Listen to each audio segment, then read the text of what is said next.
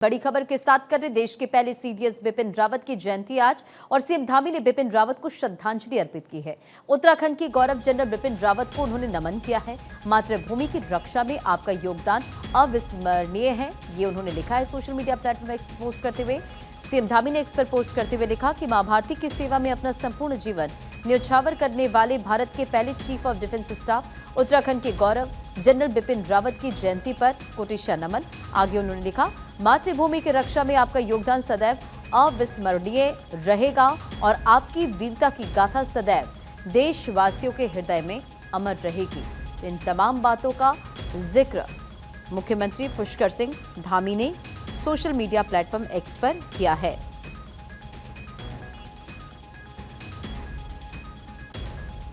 तो बिपिन रावत की आज जयंती है। देश के पहले सीडीएस बिपिन रावत जिनकी जयंती आज, और सीएम धामी ने बिपिन रावत को श्रद्धांजलि अर्पित की। और आज केंद्रीय मंत्री सीआर पाटिल का जन्मदिन है। सीएम धामी ने सीआर पाटिल को बधाई दी है। प्रधानमंत्री नरेंद्र मोदी का भी पोस्ट आपने देखा। केंद्रीय मंत्री सीआर पाटिल को उन्होंने भी जन्मदिन की बधाई दी थी। तो उधर मुख्यमंत्री योगी आदित्यनाथ ने भी सोशल मीडिया प्लेटफॉर्म एक्स पर उन्हें बर्थडे पर विश किया। तो अब ये पोस्ट सीएम धामी का आपके स्क्रीन पर, जहां सीएम धामी ने सोशल मीडिया प्लेटफॉर्म एक्स पर पोस्ट करते हुए उन्हें जन्मदिन की बधाई दी है। बाबा केदार से आपके उत्तम स्वास्थ्य, सुदीर्घ एवं मंगलमय जीवन की कामना करता हूं। इन तमाम बातों का जिक्र सोशल मीडिया प्लेटफॉर्म एक्स पर उन्होंने किया है। तो आज केंद्रीय मंत्री सीआर पाटिल का जन्मदिन है। सीएम धामी ने भी सीआर पाटिल को बधाई दी है। और इधर मुख्यमंत्री पुष्कर सिंह धामी ने सोशल मीडिया प्लेटफॉर्म एक्स पर पोस्ट किया है। टनकपुर के मां पूर्णागिरी धाम का वीडियो उनकी तरफ से शेयर किया गया। सीएम ने पोस्ट कर लिखा, जय मां पूर्णागिरी। तो देखिए, सीएम पुष्कर सिंह धामी हर दिन उत्तराखंड के अलग अलग प्रसिद्ध मंदिरों की तस्वीरें पोस्ट करते हैं। इसी के साथ साथ पूरी जानकारी शेयर करते हैं। ये भी उनके तरफ से जानकारी दी जाती है कि जो पर्यटक यहाँ पर पहुंचे वो जरूर यहाँ पर दर्शन पूजन कर सकते हैं, उनकी महिमा का जिक्र करते नजर आते। और एक बार फिर से उन्होंने पोस्ट किया है टनकपुर के मां पूर्णागिरी धाम का वीडियो।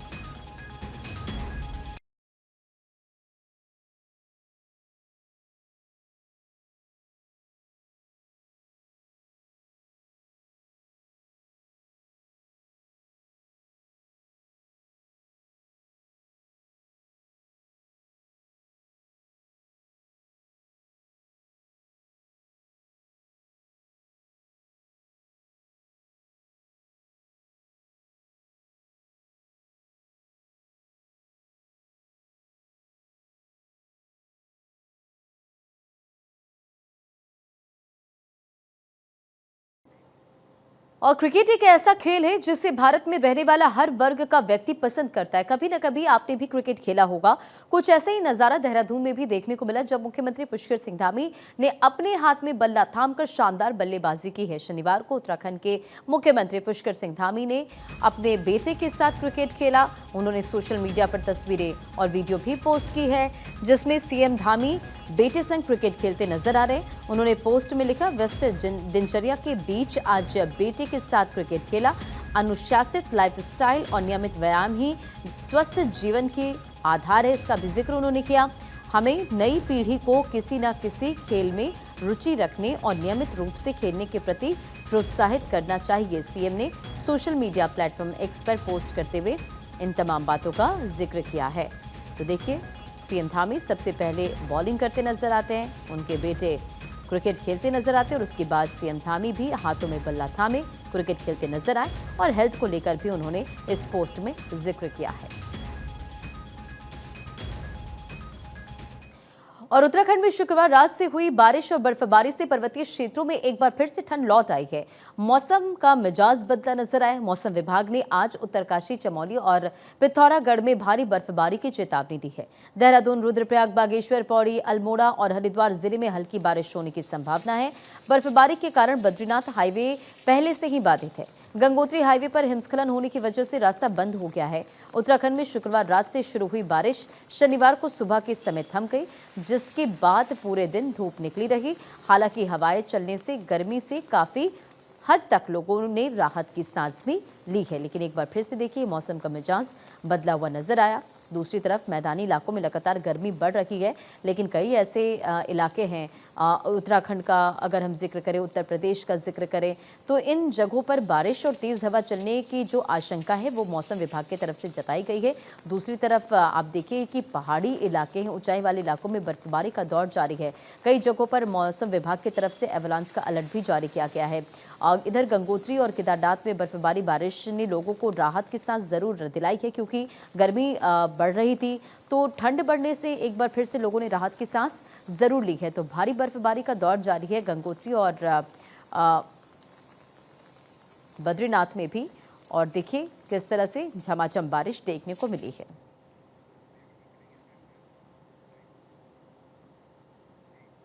अगर उत्तरकाशी की बात की जाए तो यहां भी मौसम का मिजाज बदला नजर आया, जहां एक और निचले इलाकों में गर्मी का आगाज होने लगा है, तो वहीं रात से फिर निचले इलाकों में जमकर बारिश भी हुई है। ऊंचाई वाले क्षेत्र की अगर बात की जाए तो शीतकालीन प्रवास मुखवा, हर्षिल, धराली में हल्की बर्फबारी भी देखने को मिली। वहीं गंगोत्री और यमुनोत्री धाम की बात की जाए तो वहां 1 फीट लगभग बर्फबारी पड़ चुकी है। बर्फबारी का सिलसिला जारी है। गंगोत्री राष्ट्रीय राजमार्ग चगताग के पास फिर से ग्लेशियर आने से राजमार्ग बंद हो गया है। और इसी खबर पर एक अपडेट के साथ हरीश थपलियाल हमारे संवाददाता हमारे साथ कनेक्ट हो गए। हरीश, गंगोत्री यमुनोत्री धाम में बर्फबारी जारी है, कई ऐसे इलाके जहां पर बारिश का दौर जारी है, मौसम विभाग की तरफ से क्या कुछ जानकारी? जी देखिए, मौसम विज्ञान केंद्र ने पिछले 4 दिनों के लिए, और आज 16 मार्च है, तो आज तक के लिए जो कह सकते हैं कि पूर्वानुमान जताया था कि 3000 से मीटर ऊंचाई वाले इलाकों में बर्फबारी होगी, और आज भी बर्फबारी का दौर जारी है, चाहे वो गंगोत्री हो या फिर यमुनोत्री हो। इसी तरह जो निचले इलाके हैं, आंशिक रूप से बारिश हो रही है देर रात से। अब ऐसे में गंगोत्री हाईवे और यमुनोत्री हाईवे पर जगह जगह बर्फबारी के कारण जो हाईवे है वो बाधित है, और कह सकते हैं कि जो सीमा सड़क संगठन है, जिनके पास यातायात खोलने का जिम्मा है या फिर नेशनल हाईवे है, उन लोगों की यही प्राथमिकता है कि जल्द से जल्द हाईवे खोला जाए, ताकि आने वाले समय में किसी प्रकार की कोई दिक्कत ना हो, क्योंकि 30 अप्रैल से चारधाम यात्रा का आगाज होने वाला है। गंगोत्री और यमुनोत्री कपाट 30 अप्रैल को खुलेंगे, जबकि केदारनाथ और बद्रीनाथ के जो है 2 और 4 मई को खुलने जा रहे हैं। तो ऐसे में प्रशासन भी यही चाहता है कि किसी प्रकार की कोई दिक्कत न हो। हालांकि कल से आसमान जो है साफ रहने वाला है, ये मौसम विज्ञान केंद्र ने अनुमान जताया है। जी बिल्कुल, और कई ऐसे इलाके हर्षिल, मुखवा, इन तमाम जगहों पर बर्फबारी का दौर जारी है। दूसरी तरफ बद्रीनाथ अगर नेशनल हाईवे का जिक्र करें तो पहले से वो बंद पड़ा हुआ है, और देखिए मौसम विभाग ने कई जगहों पर एवलांच का भी जिक्र किया है, तो ऐसे में किस तरह से तैयारियां प्रशासन की तरफ से? जी देखिए, चमोली और उत्तरकाशी की यदि हम बात करें तो ये सीमांत जिले हैं, चीन सीमा से लगे हुए जनपद है। ऐसे जनपदों में जहां पर बर्फबारी और एवलांच की आशंका है, ऐसे में क्योंकि बड़ी संख्या में इन जिलों में जो आर्मी है और पैरामिलिट्री, इनका डिप्लॉयमेंट होता है, ताकि किसी प्रकार की जो है कोई दिक्कत न हो, क्योंकि ऑलरेडी ही चीन सीमा में तैनात यहाँ मौजूद जवान रहते हैं। तो ऐसे में उनकी प्राथमिकता भी यही रहती है कि उनके जो रोजमर्रा का राशन वगैरह है वो प्रॉपर जो है बॉर्डर तक पहुंचे, और साथ ही साथ जो स्थानीय गांव यहाँ पर पड़ते हैं, चाहे वो चमोली की बात हो, माणा घाटी की बात हो या फिर हर्षिल वैली की बात हो, तो इन जगहों पर आर्मी का डिप्लॉयमेंट रहता है, और आर्मी और जो स्थानीय प्रशासन होता है वो मिलकर के काम करते हैं, ताकि जो स्थानीय लोगों को भी दिक्कत न हो, और जो बॉर्डर में तैनात सेना के जवान हो उनको भी किसी प्रकार की कोई दिक्कत न हो। और एवलांच को देखते हुए बड़ी संख्या में यहाँ पर जोशीमठ में एक टीम आर्मी की तैयार की गई है। अलर्ट स्टैंड बाय पर उसको रखा गया है, ताकि यदि ऐसी स्थिति उत्पन्न होती है तो जल्द से जल्द जो है टीम जो है आगे की ओर बढ़े, ताकि किसी प्रकार की कोई घटना ना हो सके। जी जाहिर तौर पर पूरी तैयारियां प्रशासन की तरफ से की गई, और हम तस्वीरें भी देख पा रहे कि कई ऐसे इलाके जहां पर बर्फबारी का दौर भी जारी है। जाहिर तौर पर हरीश, लोगों की मुश्किलें एक बार फिर से बढ़ रही हैं, लेकिन कई ऐसे जगह थे, कई ऐसे जिले थे जहां पर गर्मी ने दस्तक दे दी थी, वहां पर लोगों ने राहत की सांस जरूर ली होगी।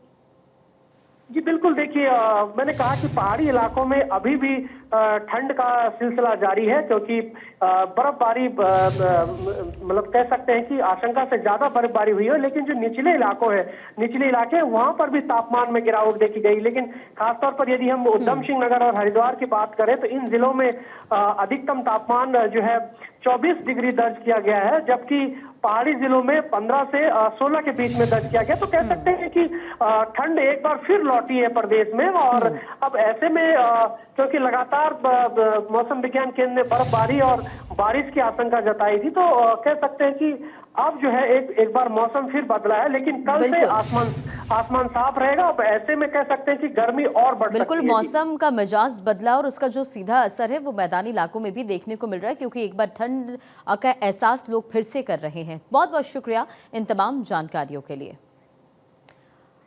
और देखिए, चार धाम यात्रा 2025 की शुरुआत 30 अप्रैल से होने जा रही है और इसके लिए परिवहन विभाग ने यात्रियों की सुरक्षा और सुविधा को ध्यान में रखते हुए सभी जो जरूरी तैयारियां हैं वो पूरी कर ली है।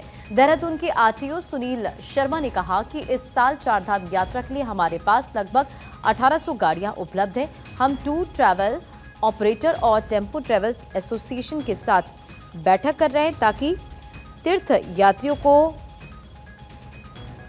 दिक्कतें ना हो, उन्हें परेशानियों का सामना ना करना पड़े और यात्रा जो है वो सुरक्षित रहे।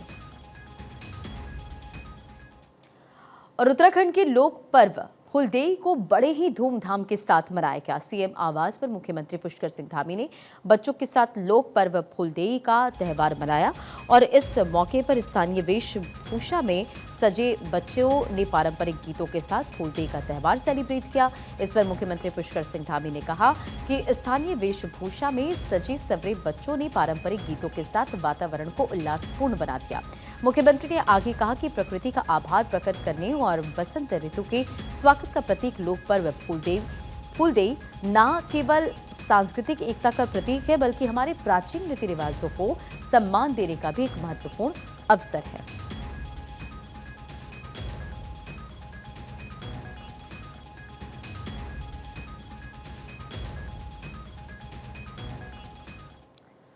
और खबरों में अब आगे बात करेंगे उत्तरकाशी की, जहां उत्तरकाशी जिले के गंगोत्री धाम समेत हर्षिल घाटी और ऊंचाई वाले इलाकों में बर्फबारी जारी है। बर्फबारी से उपला टकनौर के इलाके में एक बार फिर से ठंड लौट आई है, जिससे लोगों की परेशानी बढ़ गई है। इसके साथ ही मां गंगा मंदिर का खूबसूरत नजारा भी सामने आया है। गंगोत्री धाम पूरी तरह से बर्फ से ढक गई है। इसके साथ ही निचले इलाकों में लगातार बारिश जारी है। हर्षिल घाटी में बर्फबारी को देखते हुए बीआरओ ने सुक्की के आगे मुखबा, धराली, झाला, सुखी टॉप पर टायरों में चेन लगे वाहनों को ही हिदायत दी है अंदर ले जाने की। तो बर्फबारी का ये खूबसूरत नजारा है, बीआरओ ने गाइडलाइन भी इसे लेकर जारी की है। और उत्तराखंड के हरिद्वार से खबर है, जहां फेरूपुर इलाके में एक तेज रफ्तार बेकाबू पिकअप पलट गई, जिसमें एक बच्ची और एक शख्स की मौत की खबर है।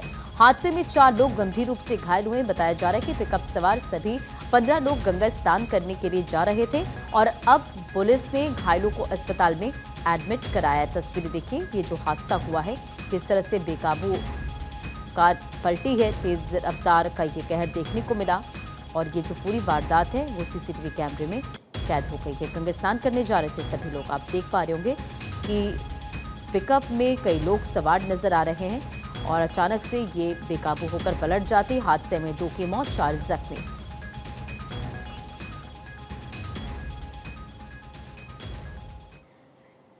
चिकित्सा शिक्षा के निदेशक डॉक्टर आशुतोष सयाना ने कहा कि उत्तराखंड सरकार के पास पर्याप्त संख्या में एमबीबीएस चिकित्सा उपलब्ध है।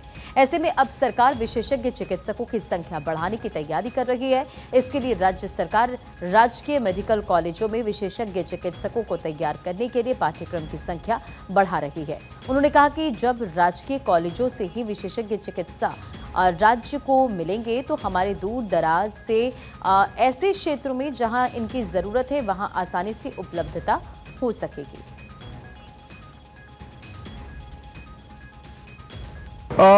देखिए, जो है रुद्रपुर मेडिकल कॉलेज में जहां तक चिकित्सालय की बात है, वहां पे 500 बेड हमारे तैयार हो चुके हैं और मेडिकल कॉलेज जहाँ पर जो है पढ़ाई होती है, हमारे लैब होते हैं, जहाँ पे छात्रावास है, जहाँ पे जो है लाइब्रेरी होती है, वो वाला परिसर जो है हमारा थोड़ा सा पीछे चल रहा था। लगभग 40% जो है करीब करीब जो है निर्माण कार्य पूरा हो चुका है। मुझे लगता है 2025 में हम जो है आवेदन कर लेंगे और मुझे लगता है कि एक वर्ष में जो है लगता है कि जो है हमारे जो है उत्तराखंड राज्य के जो भी जो है मेडिकल के सेक्टर में जाना चाहते हैं, डॉक्टर बनने का जिनका सपना है, उनको और भी अधिक अवसर मिल सकेंगे।